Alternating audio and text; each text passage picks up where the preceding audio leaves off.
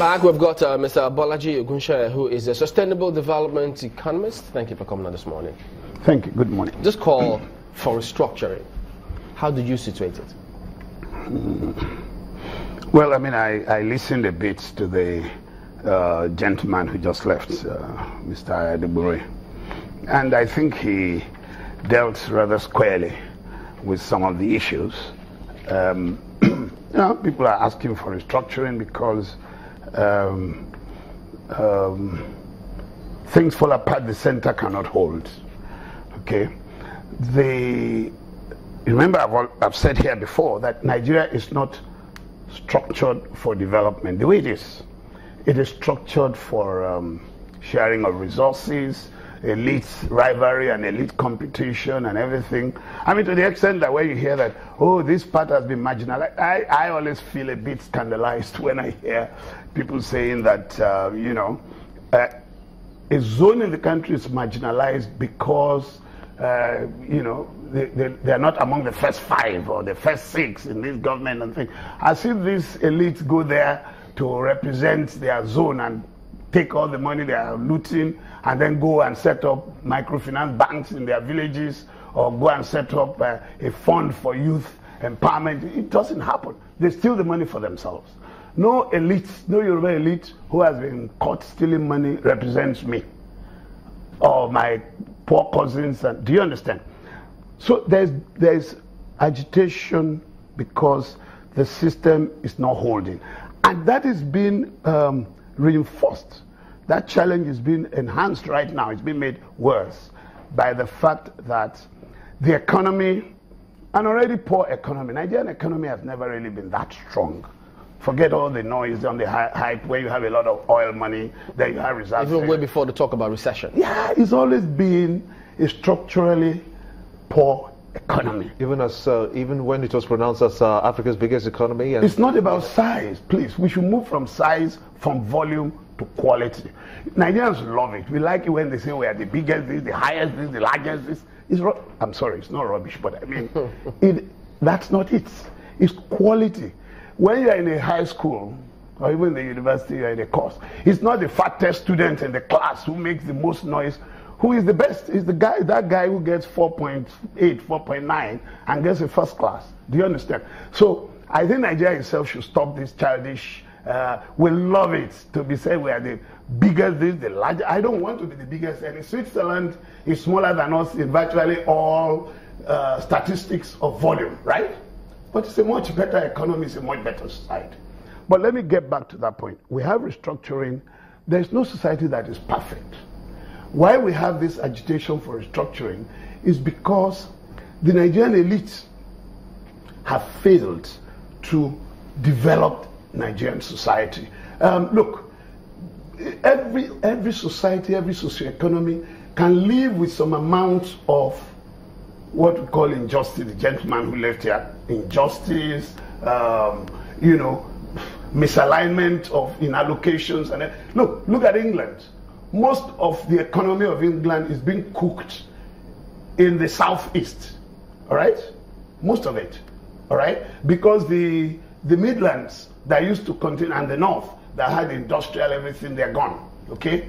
Look at the US. It's the northeast and Seattle and California, especially California. This is where the wealth, those who abuse the system, those who make money, they're in New York. New York produced Trump, okay, who do all sorts of unprintable things and make money. There is no system without some innate, some structural, some residual, okay, imbalance and injustice. But when that kind of society is then managed properly, developmentally, and you see, people tend to quarrel less when everybody has something to make and something to do. If 70–80% of the Nigerian population was middle class, I mean various layers. Middle class is not one class. The various layers of middle class. Everybody gets up in the morning, 80% of society, of the working population, okay? 80% of the working population from about 16 through, you know, 59 or 69 or whatever. From 16 to 49, let's say, or 59, yeah. If 80% of them wake up every morning, you go to work, you go and do this, you come back, you deal with. You don't have time to remember that this Igbo person is annoying you or this Hausa person. But it's because our leaders have failed developmentally. They fail to make sense of the system as it is. So it's a leadership problem? It is largely a leadership problem, but the poison from leadership failure has flowed now into wider society. This is what the APC manifesto says when it talked about job creation and the economy, and says APC will maintain sound macroeconomic policy environment, run an efficient government, and preserve the independence of the central bank. What do you make of that item on its manifesto? Well, the independence of the central bank itself is a desirable thing. But I always question, have we reached that stage now where you allow a runaway central bank? Okay, fine. So it's independent. It's used its independence to ruin the Naira, right? Last year they floated it and everything, and disaster just, came out into every household. Everything went up. Somebody bought a used car from me. He put it out in the market. He put almost, more than $500,000 on top. And when I said, but this guy sold it to you, I said, it's dollar. But he used Naira to come and buy it in my house. That's the central bank, independence. I don't personally believe we have reached a stage. What we need instead, which we are not doing, and I've said it many times, we need that commanding height, overarching body, whose mandate is higher than any single ministerial or department or agency's mandate, which is looking at the full picture. You see, we need an organizing principle, and we need a kitchen where that principle is being cooked, where it's being put together. We need a body, high-powered body.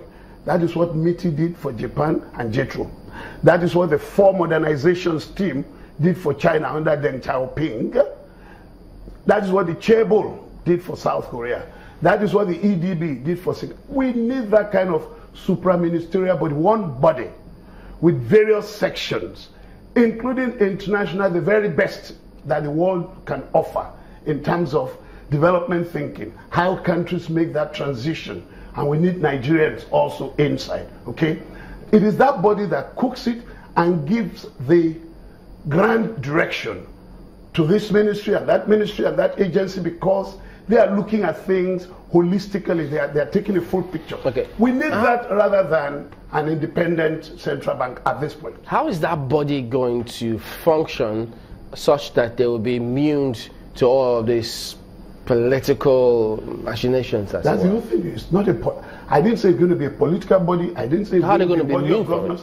When you want to deal with that, you crunch the details. It's called program design. Okay?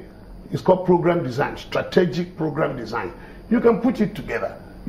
Private companies all over Nigeria and things, they have an overarching body. Do you understand? The last place where I worked, okay, we did something called critical issues every month. Every manager is shaking. You couldn't sleep 2 days before because you don't want to be insulted. And when you went for that meeting, people were calling in from Holland, from US, from Nigeria, from everywhere, okay? And you just have to be at your best. It is that body that you report to, okay, that cooks the overarching figure for running that. So to you, that will translate for you to the definition of economic recession, economic what do you call it now? The new word now, restructuring. No, that's not what I mean. I'm just telling you because you were talking about the central bank and its independence, and I say the independence of central bank for me is a subsidiary subject for now. What we really need is the body that is saying, okay, this is Nigeria. You know what they call corporate strategy?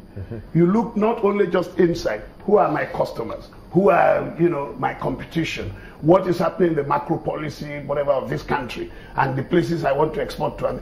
You need that kind of body. That's what I'm saying. But for the restructuring, the problem of the restructuring, like I said, is we have a wrong structure. There is a special one. Everybody wants to have their region, as it seems now. Okay? We have a spatial and political spatial problem where we say, okay, in the East, We want to rule ourselves. 80, 90%. I mean, that guy is talking about secession and things. If Louis Mbanefo was saying it, or Ekweme and things, I would take it very seriously. You know, those boys were not born when we finished the Civil War. I was in high school. But what I'm saying is, they're saying that high stakes, you know, demand.